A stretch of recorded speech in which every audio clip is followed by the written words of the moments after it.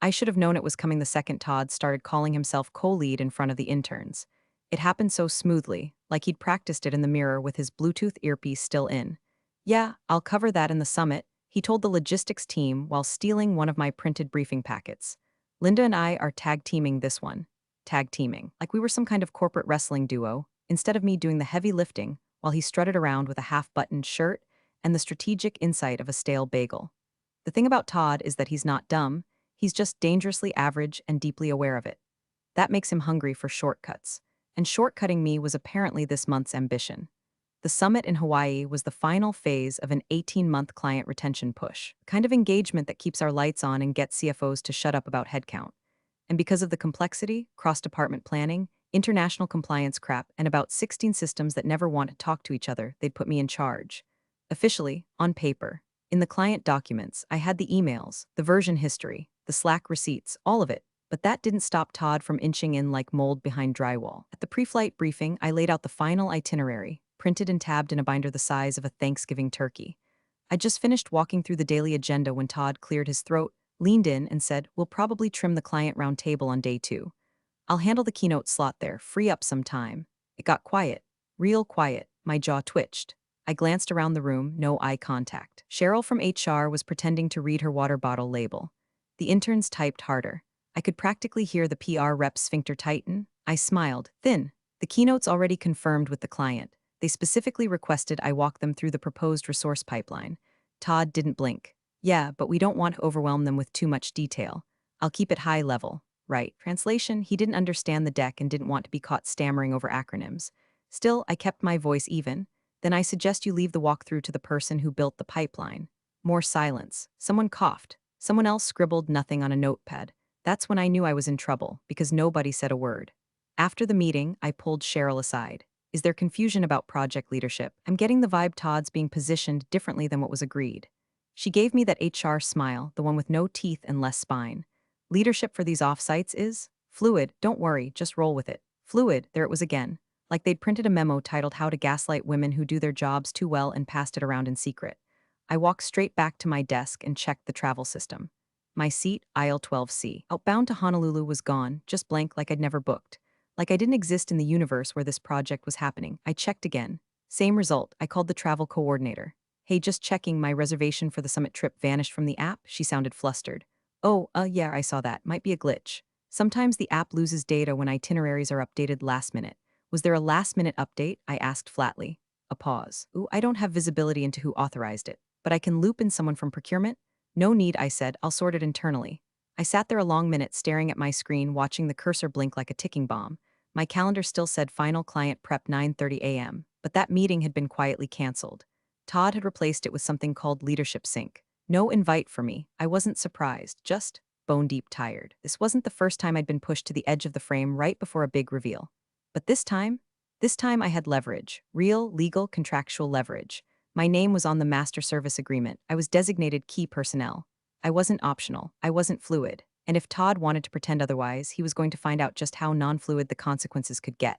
The final nail didn't come from legal. It didn't come from HR. It came from a gate agent holding a stack of boarding passes like she was dealing blackjack for corporate Judas. Team from Braverton? She called out, looking up from her kiosk. One by one, they stepped forward, Greg from finance with his too-tight polo, Maya from compliance clutching her anxiety meds, even freaking Jared, the intern who once spelled logistics with a K. Each got their golden ticket. Each smiled, nodded, shuffled on. Then silence. The pile thinned. The agent looked up again. Anyone else? I stepped forward, confused but not panicked yet. Hi, I'm Linda Hart, should be aisle 12C, traveling with the Braverton team. She tapped a few keys, then frowned. I don't see you on this manifest. I blinked. What? I confirmed twice. I planned the damn trip. She glanced sideways like I was about to become her problem of the hour. You'll need to check with your company coordinator. I've only got 12 names. You're not one of them? That's when Todd stepped forward. Not fast, casually like he'd been waiting for his entrance cue. Linda, he said, real smooth, there's been a change in travel plans. You're not needed at the summit. I stared at him. Excuse me, he smirked, looking past me like I was background noise. Enjoy your week off. We've got it covered. For a moment, I didn't speak. Couldn't, not from shock, but from calculation. My hands clenched around my laptop bag. I saw Greg glance at me, then quickly away like eye contact would summon guilt. Maya busied herself checking her phone. Jared adjusted his lanyard 5 times like he thought it might turn him invisible. No one said a damn word. I felt something burn in my chest, but I didn't cry. I didn't yell. I didn't throw a stapler at Todd's smug, over-moisturized face. Instead, I stepped to the side, pulled out my phone, and opened my email drafts. Subject: MSA Clause 4.2 immediate clarification needed. 2. Dana Martinez, General Counsel, Syndra Corp. Body. We've arrived for the Hawaii Summit, but I've been informed I'm no longer part of the project.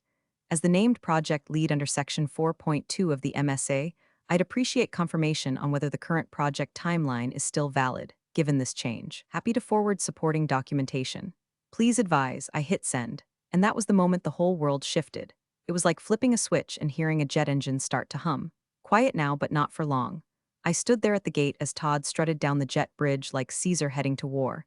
One last glance back, just to make sure I'd seen him win. His grin said everything. I hope he enjoyed the in-flight movie. I hope he ordered the complimentary pretzels with the arrogance of a man who thought the story was over. Because 30,000 feet below him, the story had just begun. The plane lifted off the tarmac like nothing was wrong. Todd, sitting somewhere in business class, probably already had his seat reclined and a mimosa halfway drained.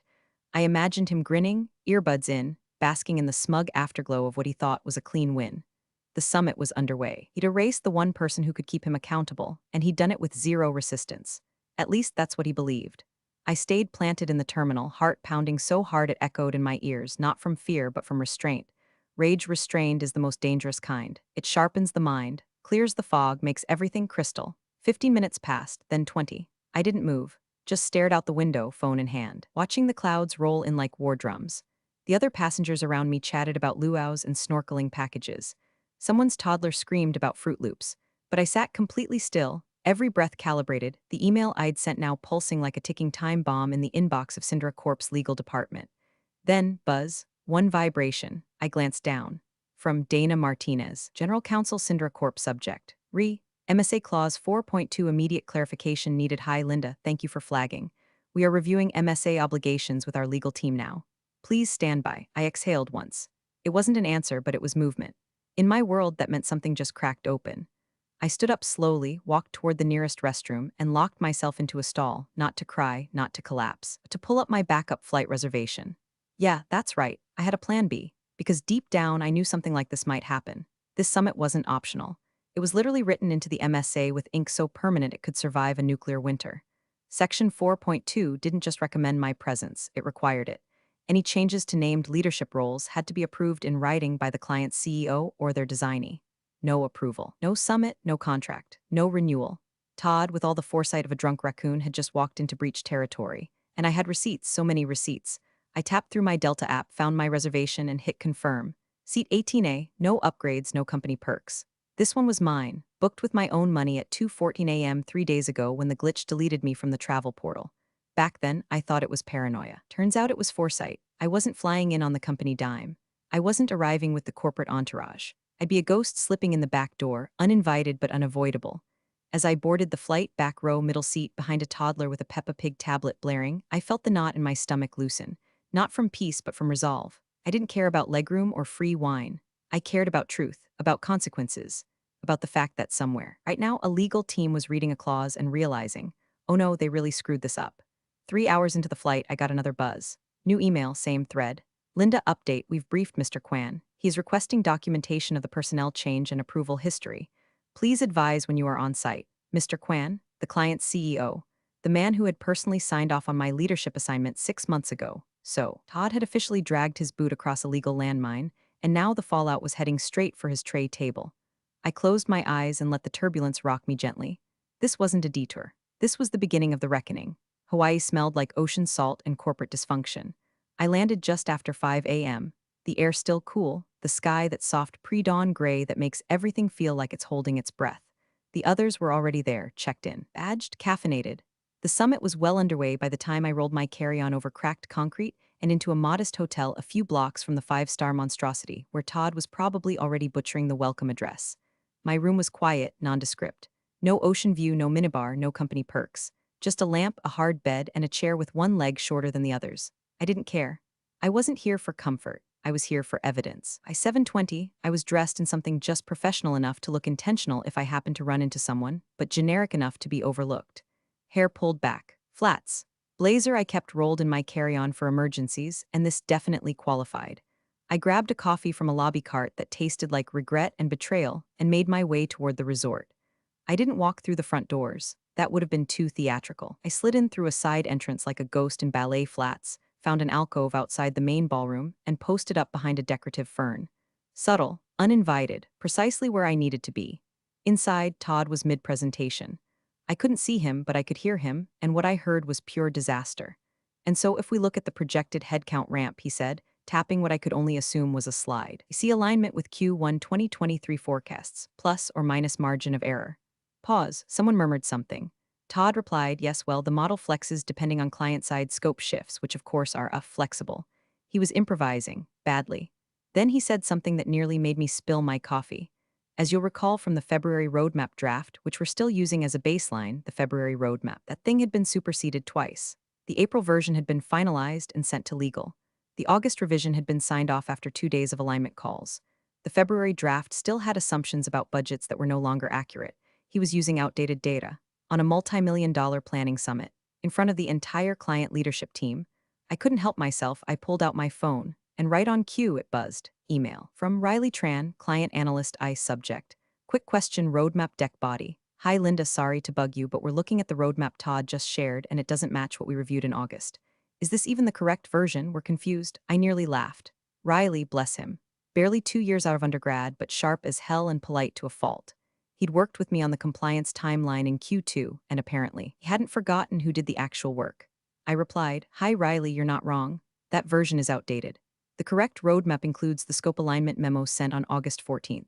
Let me know if you'd like the accurate deck. I have it with full revision history. 5 minutes later, yes please, I sent it.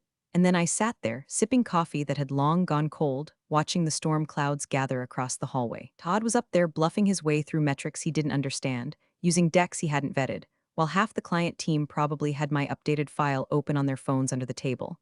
He thought he'd stolen the spotlight. But all he'd done was turn it around, right onto himself. The house of cards was starting to tilt, and I had front row seats.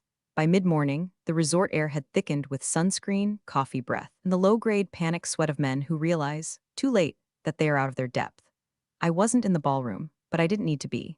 Word was already leaking like a cracked pool filter. Todd had tried to open a breakout session on risk mitigation and strategic integration, and ended up backpedaling through a minefield of missing figures, skipped slides, and one very icy stare from the client's CFO. The roadmap misalignment had already begun to ripple through the client org like a quiet alarm, and alarms always reach the top. At 10:48 a.m., I got the call. Caller ID, Cindera Corp Legal Dana Martinez. I stepped out of the alcove where I'd been quietly emailing backup documents to myself, ducked into a breezeway behind the conference rooms, and answered. Linda speaking. Dana didn't waste time.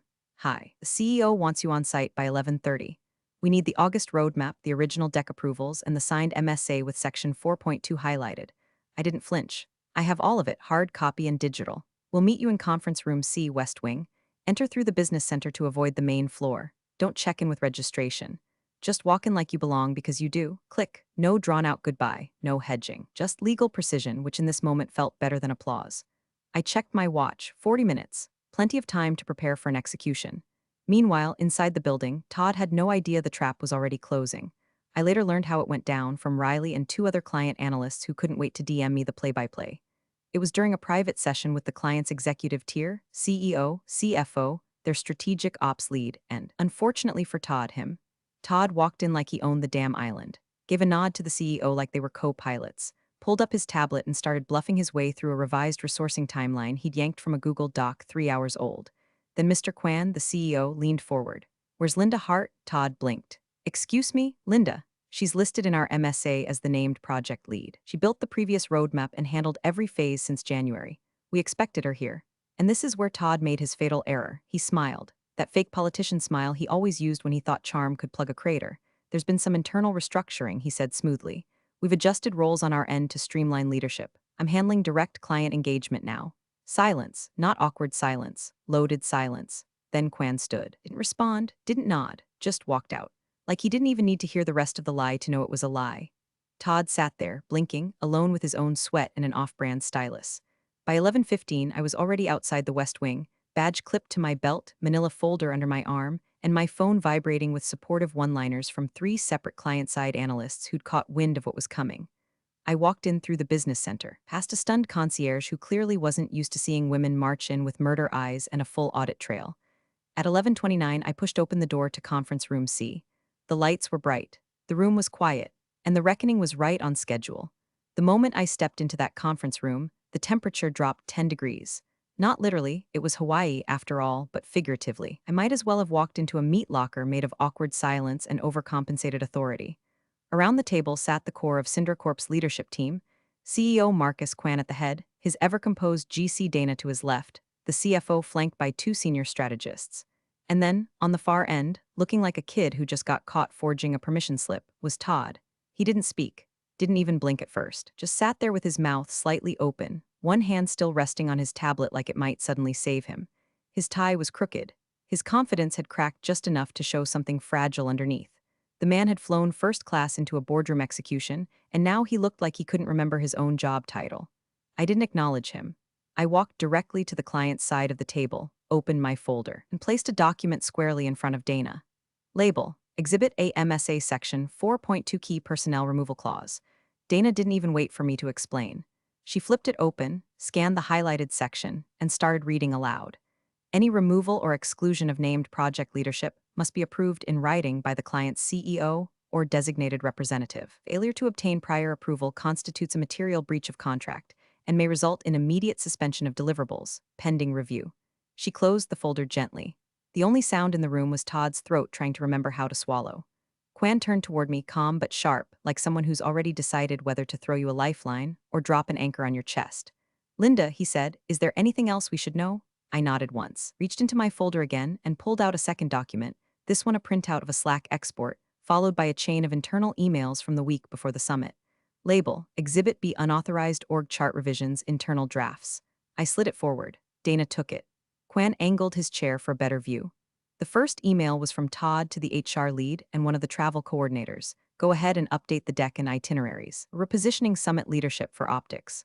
Linda doesn't need to be visible on this one. I'll take point. Timestamp 5 days before departure. The second email, from a junior ops analyst responding clearly confused, just confirming Linda's still listed as the named lead in the MSA.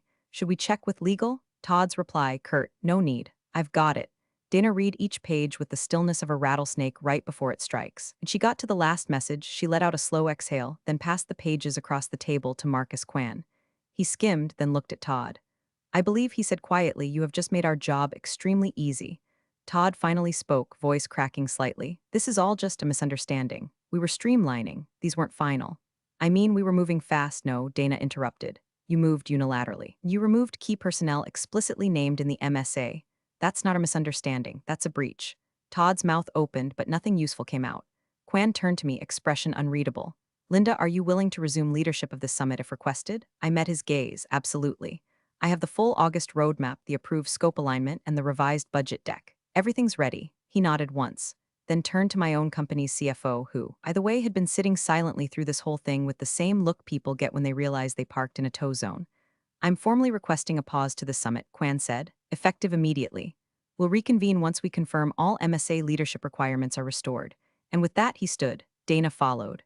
The rest of the client team began gathering their things, quiet but focused.